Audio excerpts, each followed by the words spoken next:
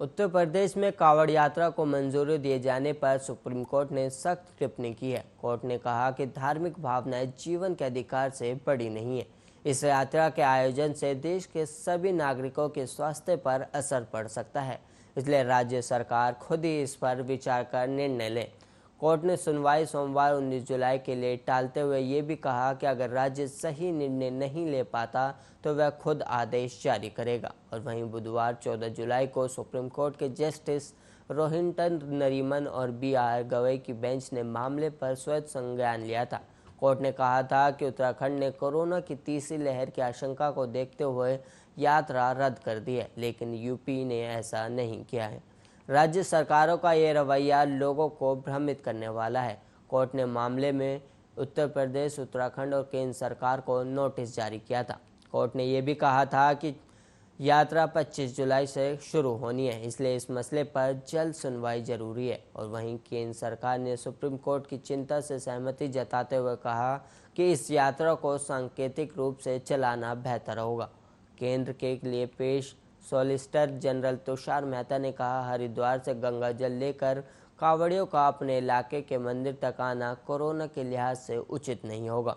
बेहतर होगा कि टैंकर के जरिए गंगा जल जगह जगह उपलब्ध करवाया जाए। हालांकि इस बारे में फैसला राज्य सरकार को ही लेना होगा।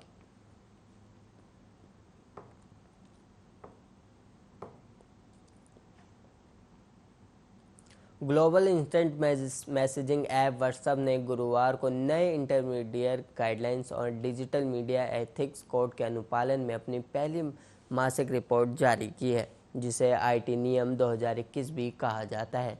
रिपोर्ट के मुताबिक कंपनी ने 15 मई से 15 जून 2021 तक भारत को इस 30 दिनों की अवधि के दौरान कुल 2 मिलियन भारतीय अकाउंट पर बैन लगा दिया है, जबकि इस अवधि के दौरान उसे कुल 345 रिपोर्ट पे मिली।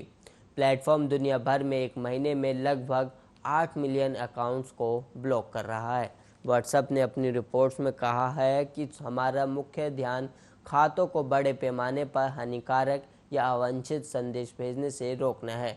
हम ऊंची या असामान्य दर से मैसेज भेजने वाले इन खातों की पहचान करने के लिए उन्नत क्षमताओं को बनाए हुए हैं और अकेले भारत में 15 मई से 15 जून तक इस तरह के दुरुपयोग की कोशिश करने वाले 20 लाख खातों पर प्रतिबंध लगा दिया गया है। कोई भी व्हाट्सएप अकाउंट जो +91 से शुरू होने वाले नंबर के साथ रजिस्टर है उसे प्लेटफॉर्म पर भारतीय अकाउंट माना जाता है। जिन 2 मिलियन भारतीय अकाउंट्स पर इसने बैन लगाया गया है वे इसके 3 स्टेप प्रोसेस के अनुसार थे। ऐसे 95% से ज़्यादा अकाउंट्स को बैन कर दिया गया था जिन्होंने स्वचालित या ब्लैक मैसेजिंग का गलत इस्तेमाल किया था।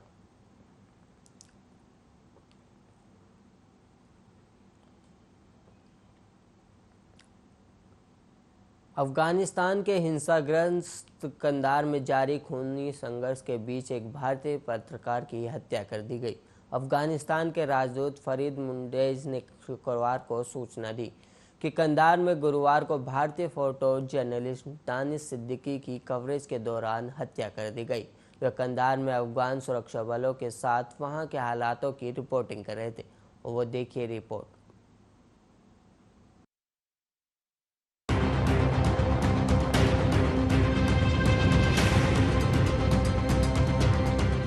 अफगानिस्तान के कंधार में भारतीय पत्रकार दानिश सिद्दीकी की मौत हो चुकी है। वह अंतर्राष्ट्रीय समाचार एजेंसी रॉयटर्स के लिए काम करते थे। अफगानिस्तान के समाचार चैनल टोलो न्यूज ने सूत्रों के हवाले से बताया है कि सिद्दीकी की मौत स्पिन बोल्डक इलाके में हुई है, जो कंधार प्रांत में स्थित है। यहाँ इस समय भीषण हिंसा जारी है। सिद्दीकी बीते कुछ दिनों से कंधार में जारी हालात की कवरेज कर रहे थे। उन्होंने अपने करियर की शुरुआत एक टेलीविजन समाचार संवाददाता के रूप में की थी और बाद में वह फोटो जर्नलिस्ट बन गए थे। साल 2018 में सिद्दीकी अपने सहयोगी अदनान आबिदी के साथ पुलित्जर पुरस्कार जीतने वाले पहले भारतीय पुरुष बने थे। इन्होंने रोहिंग्या शरणार्थी संकट को कवर किया था। वहीं कंधार में जारी हिंसा की कवरेज से जुड़ी जानकारी वह अपने आधिकारिक ट्विटर अकाउंट पर लगातार साझा कर रहे थे। 13 जून को उन्होंने जानकारी दी थी कि वह जिस वाहन में सवार थे उस पर कई हथियारों से हमला किया गया। अपने ट्वीट में सिद्दीकी ने लिखा था, मेरी किस्मत अच्छी रही कि मैं सुरक्षित हूँ और मैंने एक रॉकेट को आर्मर प्लेट के ऊपर से जाते हुए भी देखा। जानकारी के मुताबिक दानिश सिद्दीकी की मौत उस समय हुई है जब तालिबान और अफगान सरकार के सुरक्षा बलों के बीच जंग हो रही थी, जो अब भी लगातार जारी है। विदेशी सैनिक 20 साल चली लड़ाई के बाद अफगानिस्तान से जा रहे हैं, जिसे तालिबान अपनी जीत के तौर पर अब देख रहा है और लगातार देश के रणनीतिक रूप से महत्वपूर्ण हिस्सों पर कब्जा करना चाहता है।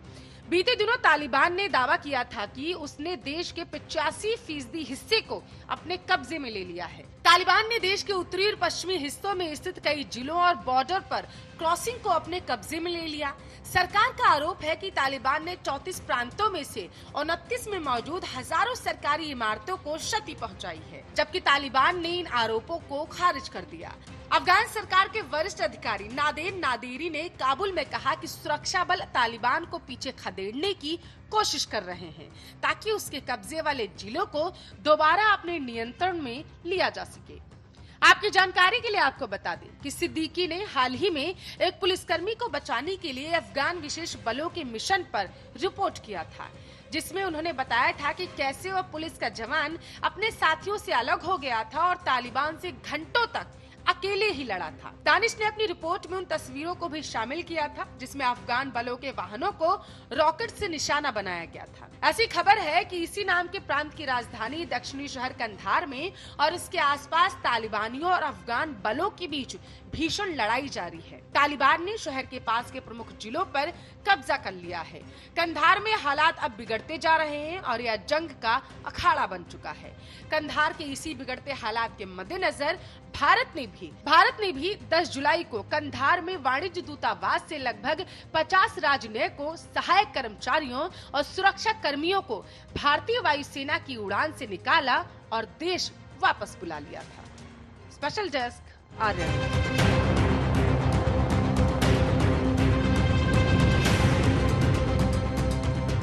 इस बुलेटिन में इतना ही। ऐसी तमाम खबरों के लिए आप देखते रहिए आर्या न्यूज़।